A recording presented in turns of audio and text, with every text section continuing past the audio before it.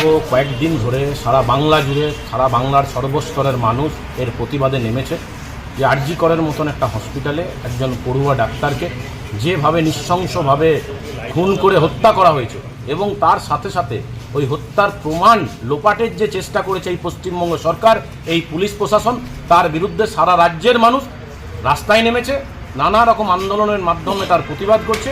আজকেও সেরকমই একটা ভারতীয় জনতা পার্টির কর্মসূচি নেওয়া হয়েছে সমস্ত পশ্চিমবঙ্গের সমস্ত থানাতে, থানা ঘেরাওয়ের মাধ্যমে আমরা এর প্রতিবাদ করছি। আপনার পরিচয়?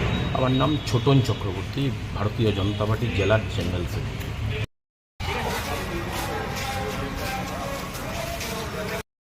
দফা এক দাবি এক মমতার পদত্যাগ, দফা এক দাবি এক মমতার